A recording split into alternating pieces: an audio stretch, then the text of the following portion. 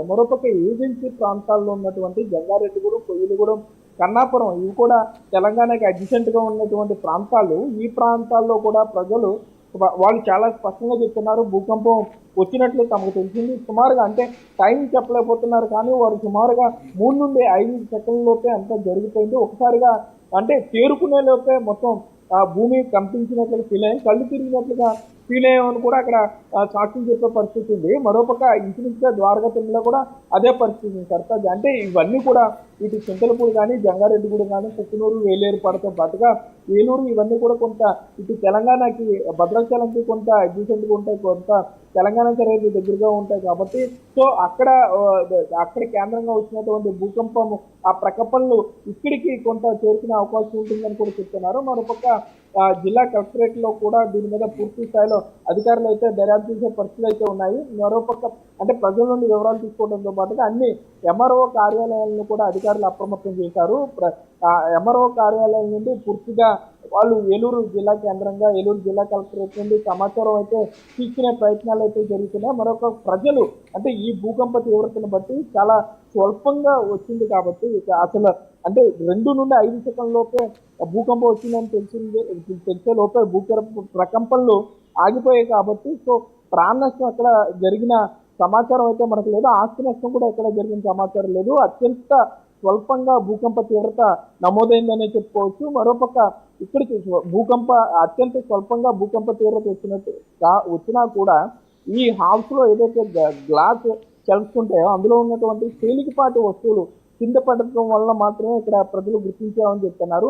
మరికొంతమంది మాత్రం స్పష్టంగా కళ్ళు తిరగటం, తమ కాలు కింద భూమి కంపించింది కాబట్టి తాము స్పష్టంగా ఫీల్ అయ్యేది. అంటే ఒక్కొక్కరు చెప్పుకోవడంతో పాటుగా వాట్సాప్ లో కూడా ఈ వార్త వైరల్ గా మారడంతో తాము కూడా ఎవరికి వారు తాము కూడా భూకంపాన్ని ఫీల్ అయ్యామని చెప్పి ఇటు సోషల్ మీడియా వేదికగాను వాట్సాప్ లోను షేర్ చేసుకుంటున్నారు, తమ అనుభవాల్ని పంచుకునే ప్రయత్నం అయితే చేస్తున్నారు. మరోపక్క ఇటు పోలీసులు కానీ, రెవెన్యూ, ఫైర్ యంత్రాంగం కూడా పూర్తి స్థాయిలో అప్రమత్తమయ్యారని చెప్పుకోవచ్చు. మొత్తం సమాచారాన్ని వాళ్ళు తీసుకోవడంతో పాటుగా మొత్తం సమాచారాన్ని మొత్తం అంతా కూడా స్ట్రీమ్ లైన్ లో పెట్టుకోవడంతో పాటుగా అసలు ఎక్కడెక్కడ ఈ భూకంప స్వల్ప తీవ్రత అయినా కూడా ఎక్కడెక్కడ భూమి కంపించింది అనే దాని మీద పూర్తి స్థాయిలో సమాచారాన్ని తీసుకుంటున్నారని చెప్పుకోవచ్చు. అత్యంత స్వల్పంగా భూమి కంపించినా కూడా ప్రజలు తెలుసుకునేలాగా వచ్చింది కాబట్టి ఇటు ఆస్తి ప్రాణ నష్టాలు జరిగిందా అనే దాని మీద కూడా పూర్తి స్థాయిలో అధికారులు ఇది సమాచారాన్ని పూర్తిగా తీసుకుంటున్నారని చెప్పుకోవచ్చు. మరోపక్క చూసుకుంటే కనుక అధికారులు కూడా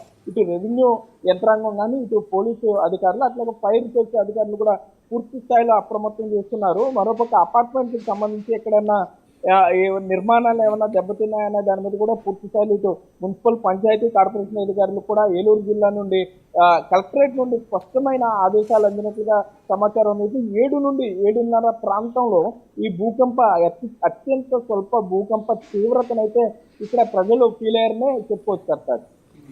అయితే ఇటు చూస్తే సాగర్ కంప్లీట్ గా మీరు ఇందాక చెప్పినట్టు కొంతమంది గమనించారు, కొంతమంది గమనించలేదు. అయితే ఫ్యూచర్ లో కూడా ఇటువంటి భూకంపం వచ్చే అవకాశం అక్కడ ఉందా? అది ఎర్త్క్వేక్ జోన్ అసలు అధికారులు ఏమంటున్నారు? అంటే జాగ్రత్తగా ఉండాలి అని చెప్తున్నారా? సర్తాజ్ అధికారులు ఇప్పటి వరకు దీని మీద అధికారికంగా స్పందించలేదు. కానీ ప్రజలు చెప్తున్న దాన్ని బట్టి, ఎందుకంటే ఏలూరులో స్పష్టంగా మీడియా కూడా వాళ్ళు చెప్తున్నారు మేము భూకంప తీవ్రతను ఫీల్ అయ్యామని చెప్తున్నారు. 2 నుండి 5 సెకండ్ల పాటుగా స్పష్టంగా కళ్ళు తిరగడం కానీ, కాళ్ళ కింద భూమి కంపించడం కానీ, టీవీల దగ్గర ఉన్నటువంటి ఆ వస్తువులు కింద పడిపోవడం కానీ, సో వీటన్నిటిని చూసిన నేపథ్యంలో అధికారులు కూడా కొంత అప్రమత్తమయ్యారు. ఎందుకంటే ఏలూరు ఒక చోట కాదు, ద్వారకా తిరుమలలో కూడా అదే పరిస్థితి. అపార్ట్మెంట్ వాసులంతా కూడా కంగారు పడి అపార్ట్మెంట్ పైన ఫ్లాట్లో ఉండి 5-6 ఫ్లోర్లు ఉన్న ఫ్లాట్ నుండి కిందకి దిగి బయటకు వచ్చేసిన పరిస్థితి ఉంది. మరో చోట చింతలపూడి వద్ద కూడా అదే పరిస్థితి ఉంది. కన్నాపురం, బుట్టాయిగూడెం, కొయ్యలగూడెం, జంగారెడ్డిగూడెం ప్రాంతాల్లో కూడా మొత్తం ప్రజలు స్పష్టంగా చెప్తున్నారు. ఎక్కడా కూడా అనుమానం లేకుండా వారు చాలా స్పష్టంగా అధికారులు అడుగుతున్నా కూడా మీడియా కూడా సెల్ఫీ వీడియోలు రికార్డ్ చేసి పంపుతున్నారు. సోషల్ మీడియాలో తాము ఈ అత్యంత స్వల్ప భూకంప తీవ్రతను ఏ విధంగా ఫీల్ అయ్యామనే దాని మీద కూడా వాళ్ళు చెప్తున్నారు. ఎందుకంటే టీవీ దగ్గర పెట్టుకునే చిన్న బొమ్మలన్నీ పడిపోవటం కానీ, లేకపోతే వీటన్నిటిని చూసినప్పుడు ఎట్లా జరిగింది అనే దాని మీద పూర్తిస్థాయిలో కొంతమంది ఇక్కడ భూకంపం వచ్చింది అని చెప్పేవారు ఉన్నారు. మరికొంతమంది స్పష్టంగా మేము బయటకు వచ్చినప్పుడు ఈ కాళ్ళ కింద భూమి కంపించిందని చెప్తున్నారు. ఒక చోట అంటే ఏలూరు 1 టౌన్ ప్రాంతంలో అయితే సుమారుగా 2 నుండి 3 సెకండ్ల పాటు అంటే భూకంపం వచ్చిందని తెలుసుకునే లేక మొత్తం ఆ భూమి కంపించింది, మరలా ఆగిపోయిందని చెప్తున్నారు. ద్వారకా తిరుమల సుమారుగా 5 సెకండ్ల పాటు, 4 నుండి 5 సెకండ్ల పాటు చెప్తున్నారు.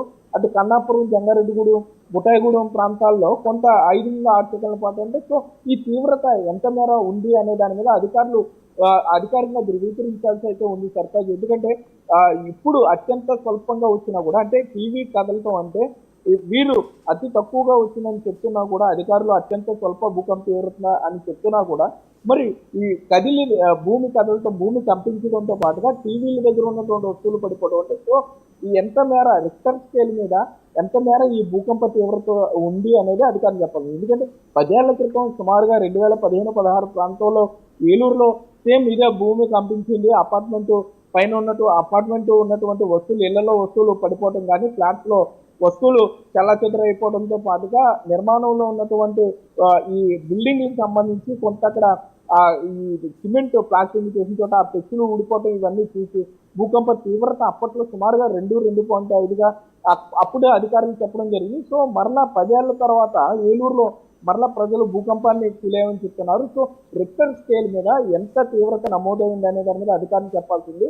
మరోపక్క అంటే మిగిలిన ప్రాంతాల్లో కూడా ఏ విధంగా ఆ రిక్టర్ స్కేల్ మీద ఆ భూకంప తీవ్రత, సో దీనివల్ల ఆస్తి ప్రాణనష్టం జరగకపోయినా కూడా ఈ భూకంపం అసలు ఎందుకు వచ్చింది, సో ఎక్కడ ఈ సెంటర్ ఎక్కడ ఉంది, భూకంప కేంద్రం ఎక్కడ ఉంది, అక్కడ నుండి ఎంత మేర ఈ తీవ్రత వచ్చింది అనే దాని మీద కూడా పూర్తి స్థాయిలో అధికారులు ప్రజలకు చెప్పాల్సిన అవసరం అయితే ఉంది సర్కార్.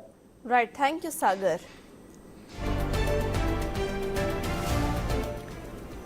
రైట్, మొత్తంగా ఇటు చూస్తే ఏపీలో మరియు తెలంగాణలో పలు చోట్ల భూకంపాలు వచ్చాయి. ఇటు రెక్టార్ స్కేల్ పై 5.3 తీవ్రతతో ఇటు భూమి కంపించింది.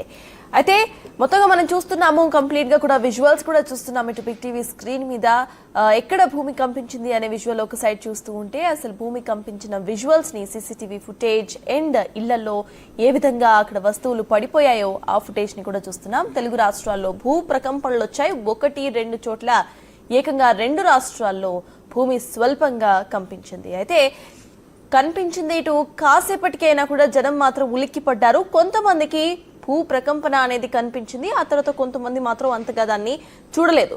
బట్ భయంతో మాత్రం చాలా మంది ప్రజలు బయటకు పరుగులు తీశారు. కొన్ని సెకండ్ల పాటు షాక్ లో ఉండిపోయారు. అసలు ఎర్త్ క్వేక్ ఫ్రీ జోన్స్ లో కూడా ఇటు ఎర్త్ క్వేక్స్ వచ్చాయి. ఈసారి చాలా చోట్ల ఇంట్లో వస్తువులు చెల్లాచెదురుగా పడిపోయాయి. ఎటువంటి ప్రాణ నష్టం, ఆస్తి నష్టం జరగకపోయినా కూడా చాలా ఏళ్ల తర్వాత ఇటు భూమి ప్రకంపించడం వల్ల అక్కడ ప్రజలు కూడా తీవ్రంగా భయపడ్డారు. ఫ్యాన్స్ ఊగిపోయాయి, గోడలు బీటలు వారాయి. దాదాపు 20 ఏళ్ల తర్వాత ఇటు తెలంగాణలో భూప్రకంపన రావటం, ఇక ఇదే అతిపెద్ద భూప్రకంపన అని కూడా నిపుణులు చెబుతున్నారు. ములుగులో 5.3 తీవ్రతతో ఇటు రెక్టార్ స్కేల్ పై ఎర్త్ క్వేక్ నమోదైనట్లుగా స్పష్టం చేశారు అధికారులు. ఇక గోదావరి తీరం వెంబడి భూమి కంపించినట్లుగా తెలుస్తోంది.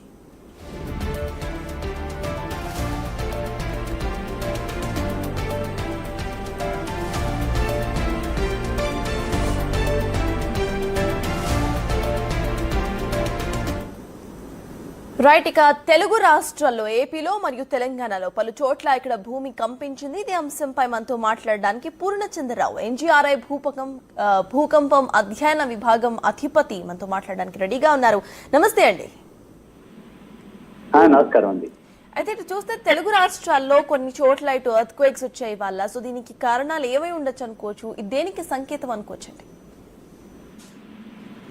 ఈ రోజు ఉదయం వచ్చినటువంటి భూకంపం ఇది కొంచెం మ్యాగ్నిట్యూడ్ పెద్దదే అనమాట. 5 మాగ్నిట్యూడ్, అబౌవ్ 5 మాగ్నిట్యూడ్ ఉంది. అండ్ యూజువల్ గా తెలుగు రాష్ట్రాల్లో అంత పెద్ద భూకంపాలు జనరల్ గా రావు. గతంలో మనకి వచ్చినవి కూడా 5.7, 5.4 ఆ రేంజ్ లోనే ఉంది. ఇది ఏరియా ఏంటంటే కొంచెం గోదావరి రివర్ బెల్ట్ కి దగ్గరలో ఉంది. అండ్ మనం గతంలో కూడా చూసాం ఏంటంటే, ఈ గోదావరి నది ఉన్న చోటల్లో మనకి భూమిలో పగుళ్ళు వస్తాయి. వీటిని మనం ఫాల్ట్స్ అంటాము. అయితే వీటిలో కొన్ని ఫాల్ట్స్ యాక్టివ్గా ఉంటాయి, దానివల్ల తరచుగా భూకంపాలు వస్తూ ఉంటాయి. గతంలో చిన్న చిన్న భూకంపాలు వచ్చినాయి.